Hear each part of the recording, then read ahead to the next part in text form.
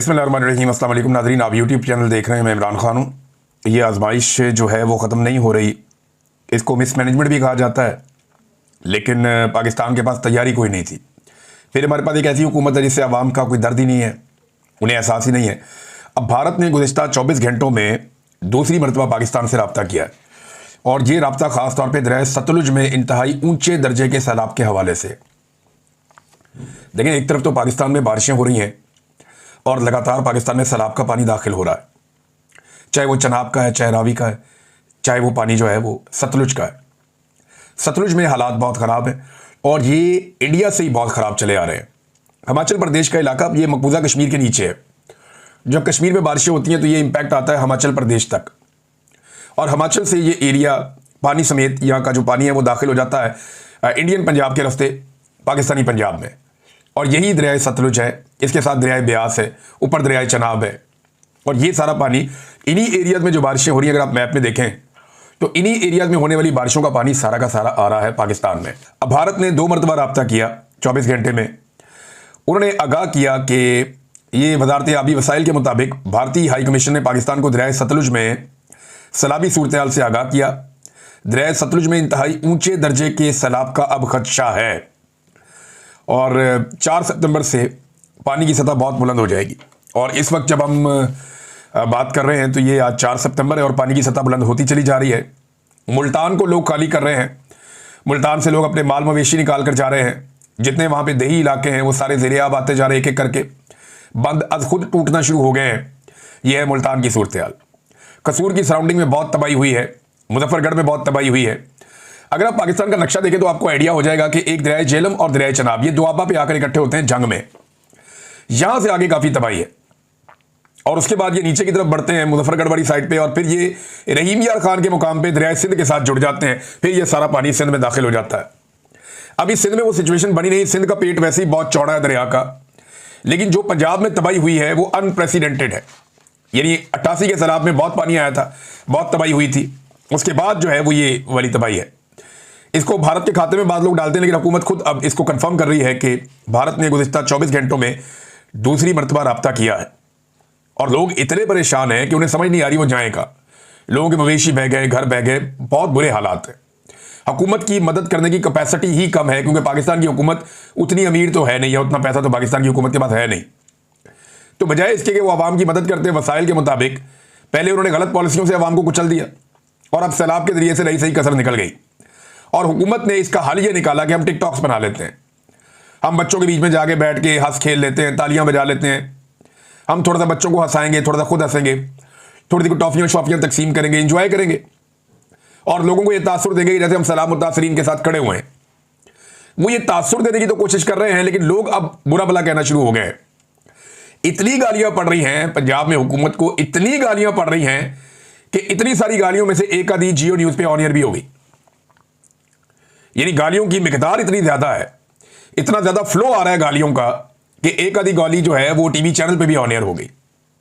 पाकिस्तान का एक बड़ा न्यूज चैनल है जियो न्यूज, वहां पे एक नौजवान बात करते हुए जज्बात में उसने गाली दे दी, और गालियां इतनी ज्यादा है वहां से वो गाली भी ऑन एयर चली गई और हेडलाइन के अंदर चली गई। अंदाजा करें आप। ये नाज़रीन इनकी सूरत हाल है, और बहुत ज्यादा लोगों को इन्होंने पीस के रख दिया, लोगों की बात ही नहीं सुन रहे। जो असल सैलाब मुतासरीन है उनके करीब भी नहीं जा रहे, जो बात कर सकता है बंदा उसके करीब फटक भी नहीं रहे। हत्ता कि जो PMLN की क़यादत है या उनके MNAs MPAs हैं वो भी नहीं जा पा रहे। वो जाते हैं तो लोगों के साथ लड़ाई हो जाती है उनकी, लोग उन्हें गालियां देते हैं, वो लोगों को गालियां देते हैं। कल वो एक रमदे साहब है, उनके साथ वो गालम गलोच अंधाधुंध चल रही थी वहां पे, पब्लिक और वो साबिक MNA या पता नहीं मौजूदा है, वो लड़ रहे थे। PMLN का बंदा है, एक मरियम नवाज का पसंदीदा MPA है जो पहले PTI था, वहां से फिर वो शमूलियत कर गया PMLN के अंदर। वो सामने खड़ी खातून फरियाद कर रही है और वो अपने पूरे जिस्म के ऊपर जो है वो परफ्यूम लगा रहा है। समझ से बाहर है, ये लोगों को बिल्कुल इंसानियत है ही नहीं, इन्हें समझ ही नहीं है।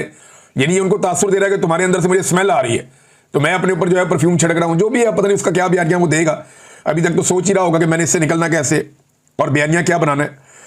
तो अब लोग इतने तंग आ गए हैं कि लोग अपने मोबाइल फोन से इनको एक्सपोज करना शुरू हो गए। ये एक वीडियो है मेरे पास, यहां मैं देख रहा था कि वहां पे लोग खड़े होकर इनके मुंह पे रेस्क्यू वालों के बता रहे हैं कि अब ये सारे के सारे हमें रेस्क्यू करने की बजाय ये लग गए हैं टिकटॉक्स के ऊपर। लोगों ने इनके मुंह पे खड़े होकर बताया कि जी यहां से कश्ती के अंदर 4 बंदे बिठाते हैं, ये 2 एकड़ दूर लेके जाते हैं, वहां से पानी के बीच में वीडियो बनाते हैं और निकाल के वापस ले आते हैं और वीडियो पीछे व्हाट्सएप कर देते हैं। ये आज लोगों ने वीडियो भेजी है और वो कश्ती के अंदर बैठे हुए लोगों के साथ ये बात करके सोशल मीडिया पे वायरल, आप देख सकते हैं जाके। लोगों को बिठाते हैं, 4 लोगों को पानी के अंदर पहले लेकर जाते हैं, वहां से वीडियो बनाते हैं, वापस आ जाते हैं। वो बाबा जी है, वो 3 दफा रेस्क्यू हो गए, अब उनकी 4थी वीडियो ना निकला है।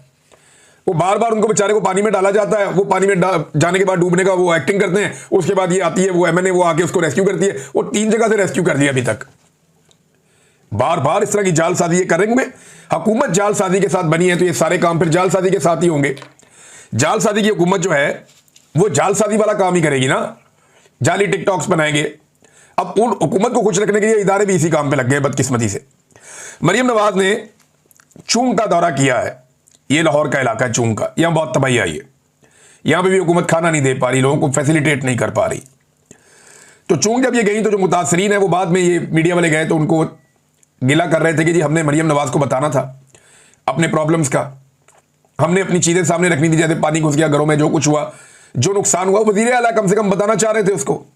तो जनाब हमें एक कमरे के अंदर बंद कर दिया। खवातीन बता रही हैं कि हम मरियम नवाज से बात करना चाहते थे, उसकी आमद के मौके पर हमें एक कमरे के अंदर बंद कर दिया और एक स्टेज सजा के चंद लोग बिठा के मरियम नवाज के टिकटॉक बना के वहां से रवाना कर दिया। ये नाजरीन इनके हालात हैं।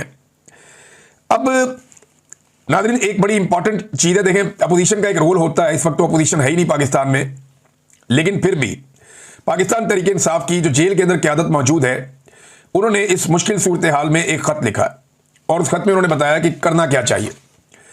यह खत आया है लाहौर में कोट लखपत जेल से। शाह महमूद कुरैशी है, डॉक्टर यास्मीन राशिद है, मियां महमूद रशीद है, उमर सरफराज चीमा है और एजाज चौधरी है। इन्होंने हुकूमत को खत लिखा है कि अब करना क्या है। उन्होंने कहा पंजाब मुकम्मल तौर पे तबाही के दहाने पे पहुंच गया है, सैलाब ने खुराक और ज़राअत को शदीद नुकसान पहुंचा दिया है। हुकूमत ने वक्त पर गंदम खरीदने का फैसला जो नहीं किया और जो गंदम ना खरीदने का फैसला किया, अब स्टॉक खत्म हो गया है। किसानों का जखीरा सैलाब में ज़ाया हो रहा है। कीमत 3700 रुपये मन तक पहुंच गई है, बल्कि अब इससे भी ऊपर जा रही है। तो नवंबर में गंदम की काश्त अब मुमकिन नहीं रही कि आप गंदम को काश्त करें, तो खुराक की पाकिस्तान में अब किल्लत पैदा होने जा रही है। ये जेल में बैठे हुए लीडर्स कह रहे हैं, बाहर बैठे हुए लोगों को टिकटॉक बनाने से फुर्सत नहीं है, वो जेल में बैठे हुए बता रहे हैं जनाब ये सूरत हाल पैदा हो गई है। चावल की फसल तबाह हो चुकी है, चावल की कीमत आने वाले दिनों में बढ़ेगी, चावल की बरामदात मुतासिर होंगी। आपके जो ज़र मुबादला आता है या जो आप बाहर भिजवाते हैं अपनी अजनास और उनसे आपको पैसा आता है, वो आना आपका बंद हो जाएगा या कम होगा। तो जनाब मकई और सब्जियां भी बहुत बुरी तरह मुतासिर हुई हैं। कपास की फसल पहले ही आधी हो गई थी, वो जो रह गई थी वो भी तबाह हो गई है। अब जो आपका टेक्सटाइल का सेक्टर है या जो कपड़ा बनाते हैं, धागा बनाते हैं, उन सबको कपास बाहर से इंपोर्ट करनी पड़ेगी और खुर्दनी तेल भी बाहर से इंपोर्ट करना पड़ेगा। तो इन्होंने सिर्फ मसाइल नहीं बताए, तजावीज़ दी है कि ज़र मुबादला के हालात बहुत ख़राब होने जा रहे हैं, गुर्बत और बेरोज़गारी में और महंगाई में बहुत इजाफा होने जा रहा है। हुकूमत को फौरी तौर पर क्या करना चाहिए जिससे पाकिस्तान अपने पैरों पर खड़ा हो, ये वो बता रहे हैं। नंबर 1, जितने भी मुतासरा अजला हैं उनको आबपाशी टैक्स जो होता है आबियाना, उससे मुस्तस्ना करार दिया जाए, टैक्स खत्म करें। उनके ज़रई इनकम टैक्स जो है वो आखिर कर दिया जाए। छोटे किसानों के जितने भी ज़रई कर्जे हैं वो माफ़ कर दिया जाए और हुकूमत फौरी तौर पर खुराक के हुसूल के इक़दाम करे। देखें पाकिस्तान की गवर्नमेंट को फौरी तौर पर गंदम इंपोर्ट करनी पड़ेगी बड़े पैमाने पर, हो सकता है इस दफ़ा में चावल भी इंपोर्ट करने पड़े। तो खुराक पाकिस्तान में पूरी करनी पड़ेगी, हर हाल में करनी पड़ेगी, क्योंकि किसान की जो पहली प्रायोरिटी होनी चाहिए सैलाब उतरने के बाद वो चारा होनी चाहिए। सबसे पहले चारे का बंदोबस्त किया जाएगा ताकि जो जानवर हैं उन्हें महफूज रखा जा सके। पाकिस्तान जो है दूध पैदा करने वाले बड़े मुल्कों में से एक है। पाकिस्तान में दूध की खपत भी बहुत ज़्यादा है और अगर दूध की पैदावार कम होती है, जो हालात पैदा हो गए हैं उसके बाद, तो पाकिस्तान के लिए बड़ी मुश्किलात में इजाफा हो जाएगा। लिहाजा फौरी तौर पर ये इक़दाम पाकिस्तान को करने पड़ेंगे। एक तो खुराक जितनी मैक्सिमम हो सकती है पाकिस्तान को इंपोर्ट करनी पड़ेगी, हमारी सरजमीन पे तो अब है नहीं, हुकूमत ने पहले खरीद कर स्टोर की नहीं, तो अब गंदम जो थी वो बहुत सारी ज़ाया भी हो गई है और अगले साल गंदम लगने की कोई उम्मीद नहीं है कि उतने बड़े पैमाने पर लगेगी जैसे नॉर्मली पाकिस्तान में, ख़ास तौर पर पंजाब में लगती है। तो ये सूरत हाल इंतहाई परेशान कुन है, इससे निकलने की तजावीज़ भी उन्होंने दी है। देखिए मुझे ऐसा लगता है कि ये मुल्क को अब सिर्फ कर्ज़ों पर चलाएंगे। ये जो मौजूदा हुक्मरान है, एस्टेब्लिशमेंट और उनके साथ जितना ये टोला मिला हुआ है, इन सबको इस बात का आइडिया है कि ना इन्हें टैक्स कलेक्शन ठीक तरीके से हो रही है, ना ये ज़र मुबादला के ज़खायर संभाल पा रहे हैं, और पैसा इकट्ठा करने के तमाम ज़राए नाकारा कर दिए हैं इन्होंने। एक्सपोर्ट्स पाकिस्तान की रुक गई हैं, बहुत कम एक्सपोर्ट्स हो रही हैं, ज़राअत में मुकम्मल तौर पे अब तबाही हो चुकी है, सियाहत पाकिस्तान में ना होने के बराबर, ओवरसीज़ वो वैसे ही नाराज़ हैं, सरमायाकारी तकरीबन सिफर है। और ये सारे मानते हैं कि SIFC आर्मी चीफ ने बनाया, उसमें उन्होंने बड़ा जोर लगाया, अपने सारे जर्नैल ला के बिठाए, लेकिन फिर भी SIFC कामयाब नहीं हुई। वो एक सफ़ेद हाथ थी और उसमें किसी किस्म की कामयाबी पाकिस्तान को नहीं मिली। लॉ एंड ऑर्डर की और अमन अमान की सूरत हाल इंतहाई ख़राब है, उसके बारे में हर दूसरे दिन रिपोर्ट्स आती हैं। अभी खैबर पख्तूनख्वा के बारे में एक रिपोर्ट आई है, दहशतगर्दी के 605 वाक़यात हुए हैं 8 महीने के दौरान खैबर पख्तूनख्वा में, 605 वाक़यात, और 138 शहरी इसमें जाँ बहक हो गए, शहीद हो गए। इसी तरह बलूचिस्तान के अंदर तो नो गो एरिया बन गया है। तो ये कैसे मुल्क चलेगा? ये सिर्फ कर्जों पे चलेगा। ये कर्जे हासिल करते जाएंगे क्योंकि इन्होंने वापस नहीं करने। ये रिटायर होकर भाग जाएंगे पाकिस्तान से, ये यहां पाकिस्तान में रहेंगे ही नहीं। इन्होंने रिटायर होकर निकल जाना है, सियासतदान जो है उन्होंने जुतियां छोड़ के भाग जाना है, और ये कर्जा पाकिस्तानियों को वापस देना पड़ेगा। लेकिन परवेज मुशर्रफ ने जो पैसा लिया, क्या उसने वापस किया? जो पैसा ज़ियाउल हक ने लिया, क्या उसने वापस किया? या जो पैसा नवाज शरीफ ने लिया, क्या उसने वापस किया? या जो बेनज़ीर ने कर्जा लिया, क्या उसने वापस किया? ये कर्जा वापस पाकिस्तान की आवाम को करना पड़ेगा। और जो कर्जा ये लेते हैं, वो कर्जा अगर आवाम के ऊपर खर्च होता तो आज दिखाई देता, पाकिस्तान कहीं से कहीं पहुंच जाता। अब ये सिर्फ मुल्क को घसीटने के लिए और अपनी नौकरियां पक्की रखने के लिए कर्जा ले रहे हैं कि हमारा निजाम चलता रहे, और ये मुल्क को उस हालत में छोड़कर भागेंगे कि कोई बड़े से बड़ा हुक्मरान भी आ जाएगा ना, उसके बाद ऑप्शन बहुत महदूद रह जाएंगे। ये बात आप मेरी रिकॉर्ड पे रखिएगा, और ये मैं उस वक्त आपको सुनाऊंगा जब लोग कल को ये कह रहे होंगे कि जनाब ये देखिए वो हुकूमत चली गई, अब क्यों नहीं संभाला जा रहा। और भाई संभालने के काबिल ही नहीं छोड़ा। जो इस मुल्क के साथ कर दिया गया है, अब इसे कोई नहीं संभाल सकता। बहुत मुश्किल है, एक लंबा सफर तय करना पड़ेगा, बहुत बोझ उठाना पड़ेगा, पूरी कौम के ऊपर बोझ डालना पड़ेगा, बड़े मुश्किल फैसले करने पड़ेंगे। जो इन्होंने कर दिया इस मुल्क के साथ, बहुत बुरा किया है इन्होंने। कोई दुश्मन के साथ भी ऐसा नहीं करता। और इनकी प्रायोरिटीज क्या है, ये राणा सनाउल्लाह का स्टेटमेंट आप देखें। उन्होंने, हुकूमत ने राणा सनाउल्लाह के जरिए से एक्सटेंशन का ऐलान कर दिया कि जनाब एक्सटेंशन हम आर्मी चीफ को दे रहे हैं, और अब इन्होंने नाम रख दिया एक्सटेंशन। असल में तो इन्होंने मुद्दत मुलाजमत जो है वो लंबी कर दी है, लेकिन नाम रखा, यानी मुद्दत मुलाजमत में तसलसल इन्होंने नाम रख दिया और एक्चुअली दिया इन्होंने एक्सटेंशन। तो मौजूदा आर्मी चीफ को भी बाकी आर्मी चीफों की तरह ये शौक था कि उनको एक्सटेंशन मिले, लिहाजा हाफिज सैयद आसिम मुनीर साहब जो फील्ड मार्शल हैं उन्होंने एक्सटेंशन अब ले लिए, और अब उनकी मुद्दत मुलाजमत राणा सनाउल्लाह के बकौल 5 साल है। और वो ये कहते हैं अगर कोई डिजर्व करता है कि उसको एक्सटेंशन दी जाए तो वो आसिम मुनीर साहब हैं, फील्ड मार्शल साहब हैं, और उनको तो 2027 के बाद भी रखना चाहिए। ये राणा सनाउल्लाह साहब है। एक दौर में परवेज इलाही साहब कहते थे कि 10 दफा बावर्दी सदर मुंतखब करेंगे परवेज मुशर्रफ को। वही ताकत आज आसिम मुनीर इंजॉय कर रहे हैं, यूनिफॉर्म में भी हैं, और यही बात आज राणा सनाउल्लाह ने भी की है। तो जो काफ लीग थी डिक्टेटर के दौर में, वही आज नून लीग है फील्ड मार्शल आसिम मुनीर साहब के दौर में। कोई इनमें फर्क नहीं है। लेकिन जैसे ही ये इत्मीनान हो गया एस्टेब्लिशमेंट को, तो साथ ही पता चला कि जी तोशाखाना 2 की तारीख का ऐलान हो गया। अब कल सुबह 10 बजे समात रखी है। अब देखते हैं रात के कैंसिल होती है या चलती रहती है। और ये भी देखना पड़ेगा कि खानदान के अफराद को, वकला को, सहाफ़ियों को अंदर जाने की इजाज़त मिलती है या नहीं मिलती। बहरहाल तोशाखाना 2 का जो केस है वो लंबे अरसे के बाद एक मरतबा फिर लगाया गया अडियाला जेल में। देखना चाहिए कि इमरान खान साहब क्या बात करते हैं। इमरान खान पे इन्होंने जो भी इल्ज़ाम लगाए ना, ये सारे अपनी ज़ुबानों से इकरार भी कर रहे हैं और अपने हाथों से वो सारे काम भी कर रहे हैं। ये कहते थे इमरान खान को कि उसने जनरल बाजवा को एक्सटेंशन दी। भाई जनरल बाजवा ने एक्सटेंशन सारी पॉलिटिकल पार्टी से ली थी, और मरियम नवाज ने कहा था जी शुक्र मैं इस गुनाह में शामिल नहीं थी। आज मरियम नवाज की ईमा के ऊपर मरियम नवाज की अपनी मुशावरत के साथ नवाज शरीफ और उसका भाई और ये सारे मिलकर हाफिज सैयद आसिम मुनीर साहब को एक्सटेंशन देने का फैसला कर चुके हैं, जिससे राणा सनाउल्लाह के जरिए से इन्होंने ऐलान भी करवा दिया, अनाउंस करवा दिया जनाब कि डिजर्विंग कैंडिडेट यही है। यही लोग कादी फायद ईसा के बारे में भी यही कहते थे कि इससे बेहतर जज कोई नहीं है, सबसे डिजर्विंग यही है, इसको आगे बढ़ाना चाहिए। फिर देखा कादी फायद ईसा साहब अब हुलिया बदल के फिरते हैं। कादी फायद ईसा साहब जो है वो पब्लिक में नहीं आ सकते, लोगों को मुंह दिखाने के काबिल नहीं रहे। जनरल बाजवा कहीं पब्लिक के बीच में नहीं जा सकते, मुंह दिखाने के काबिल नहीं रहे। अभी जनरल नदीम अंजुम रिटायर हुआ, तजर्बे के तौर पे निकालो कहीं बाहर पब्लिक में उसे, तो आइडिया हो जाएगा कि मुंह दिखाने के काबिल नहीं रहे। तो हालात ये है कि इस तरह के लोगों का ऐसा ही अंजाम होता है, जो लोग अवामी उमंगों के खिलाफ मुल्क को घसीटने की कोशिश करते हैं या लोगों को अजियत देते हैं, उन लोगों का अंजाम ऐसा ही होता है। इनका वक्त होता जरूर है, ये मौजें बहुत करते हैं, लेकिन वक्त थोड़ा होता है और एक दिन आता है वक्त खत्म हो जाता है। जजेस नादरीन आहिस्ता आहिस्ता जो है वो हौसला कर रहे हैं, खड़े हो रहे हैं। अभी कुछ स्टेटमेंट जो है वो अतर मिनुल्लाह साहब के आए हैं, मैं ये आपके सामने रख देता हूं चंद स्टेटमेंट सुन के। अतर मिनुल्लाह साहब ने कहा कि इस मुल्क में आइन की बालादस्ती और कानून की हुक्मरानी नहीं है, बल्कि अशराफिया की अजारादारी है, क्योंकि यहां आईनी गवर्नेंस नहीं है। पाकिस्तान बनते साथ ही पाकिस्तान तोड़ने की बुनियाद रखती गई, और ये बात मैं नहीं कर रहा, ये किताबों में लिखा है। उस वक्त के एयर चीफ मार्शल की किताब में ये बात लिखी है। जनरल ज़िया-उल-हक ने कहा कि हमारी अदलिया आज़ाद है, फिर उसी अदलिया ने भुट्टो को सूली पर चढ़ा दिया। 40 साल बाद अदलिया ने तस्लीम किया गलती हो गई, माफी मांगी, लेकिन सजा किसी को नहीं हुई। बदकिस्मती से जज इस्तेमाल हुए। जनरल ज़िया-उल-हक वर्दी में बैठा था, बीबीसी को इंटरव्यू देते हुए कह रहा था कि भुट्टो केस की अपील में सुप्रीम कोर्ट में है, अदलिया आज़ाद है, जो फैसला देगी कबूल होगा। और फिर अदलिया ने भुट्टो शहीद को सूली पर लटका दिया। इसी बेंच के जजेस ने बाद में कहा दबाव था। 40 साल बाद सुप्रीम कोर्ट ने भुट्टो केस में अपनी गलती तो तस्लीम की, मगर सजा किसी को नहीं हुई।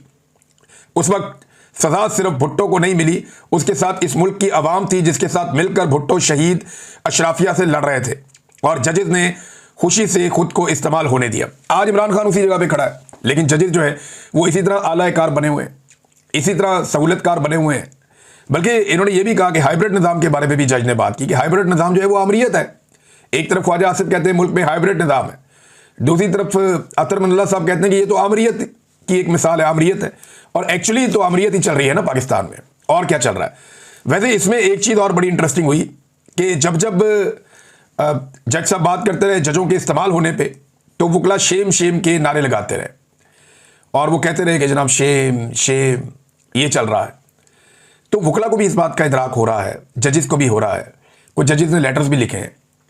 जस्टिस मुनीब और जस्टिस मंसूर अली शाह साहब ने भी बाकायदा कुछ हक़ाइक़ सामने रखे।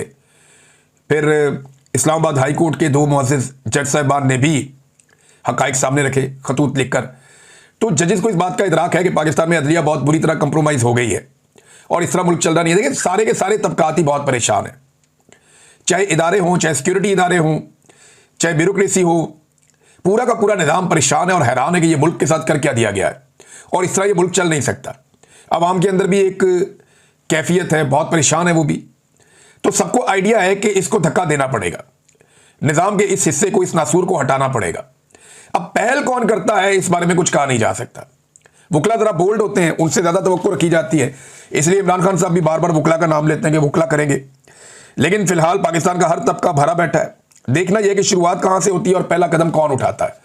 बहरहाल जजेस के अंदर काफ़ी रिएक्शन है, परेशानी है, लेकिन जजेस ही कंप्रोमाइज़ हैं। इन्हीं के साथी जो है वो दूसरी तरफ एस्टेब्लिशमेंट के आलाकार भी बने हुए हैं, इसमें कोई दो राय नहीं। नाज़रीन अच्छी खबर आज ये है, अलीमा खानम के जो बेटे हैं वो रिहा हो गए हैं, दोनों को जमानत मिल गई है। बड़े बेटे को भी मिल गई जो बिल्कुल ही बेगुनाह था, दूसरे को भी मिल गई, और दोनों को जमानत मिली गई 27 महीने के बाद। ये कौन सा तरीका है भैया, आपने बंदे पकड़ के गिरफ्तार कर लिए, बंदे इधर ही थे, आपने पहले गिरफ्तार ही नहीं किए, 27 महीने के बाद आप गिरफ्तार कर लें। तो शेर अफजल के बारे में सवाल किया गया अलीमा खानम से, तो उन्होंने कहा एस्टेब्लिशमेंट का बंदा है, जो उसको लाइन मिलती है वो करता है। इमरान खान ने इसीलिए उसको पार्टी से निकाला हुआ है कि वो नुकसान पहुंचा रहा था, वारदातें डाल रहा था। तो शेर अफजल मरवत साहब ने बड़ी अजीबोगरीब बात की अलीमा खान के बारे में। मोहतरमा अलीमा खानम, आपके बेटों को इंसाफ मिलने पर दिल की गहराइयों से मुबारकबाद, जबकि आपके भाई समेत पीटीआई के दीगर कारकुनान और रहनुमा उनके लिए इंसाफ नायाब हो गया है। मैं आपसे सिफारिश करूंगा कि हसन नियाज़ी के लिए भी कोशिश करें, जो 2 साल से जेल के पीछे है, और इसी जुर्म और एक ही किरदार के लिए, यानी ये जुर्म जो आपके बेटे ने किया वही उसने किया। बाकी आपके इल्ज़ामात का जवाब चंद दिन बाद। अच्छा, मामला ये है कि शेर अफजल मरवत ने बड़ा बारीक काम किया। वो ये कहते हैं कि अलीमा खान के बेटे ने भी वही किया जो हसन नियाज़ी ने किया। मेरी नज़र में तो दोनों बेगुनाह हैं, एहतजाज दोनों ने किया, लेकिन एक यूनिफॉर्म किसी बंदे ने पीछे से पकड़ाया, उसको उठाने की इतनी बड़ी सज़ा कि आप 10 साल एक बंदे को अंदर ही डाल दें। यहाँ जिन लोगों ने यूनिफॉर्म की बेतौकीरी की है, हकीकतन की है, उन्हें सज़ा नहीं दी गई, वो तो आराम से घर चले गए। तो मेरी नज़र में पाकिस्तान तहरीक इंसाफ के लोग बेगुनाह और फौजी अदालतों से सज़ा होनी नहीं चाहिए थी, बजाय इसके कि शेर अफजल मरवत साहब जो लोग हसन नियाज़ी के साथ ज्यादती कर रहे हैं उनको टारगेट करें, वो अलीमा खानम को टारगेट कर रहे हैं कि जी हसन नियाज़ी क्यों नहीं छूटा, आपका बेटा क्यों छूट गया। भाई एक बेगुनाह छूट गया और दूसरा बेगुनाह नहीं छूटा, तो ये सवाल अदलिया से और एस्टेब्लिशमेंट से करना है या अलीमा खानम से करना है। जितना मैं जानता हूं हसन नियाज़ी को, वो अगर बाहर होता या बाहर आ गया तो वो शेर अफजल मरवत के इन मामलात की वजह से उसके गले जरूर पड़ेगा, जितना मैं उसे जानता हूं। आज शेर अफजल मरवत साहब उसकी हमायत नहीं कर रहे, एक्चुअली वो मुखालफत कर रहे हैं अलीमा खानम की। अगर हसन नियाज़ी की हमायत करनी है तो फिर उन्हें हसन नियाज़ी के हक में बात करनी चाहिए और एस्टेब्लिशमेंट के खिलाफ बात करनी चाहिए, लेकिन वो हसन नियाज़ी के हक में बात करने की बजाय अलीमा खानम के खिलाफ बात कर रहे हैं। तो सादा सी बात यह है। अब तक के लिए इतनी, अपना ख्याल रखिए, अपने चैनल का भी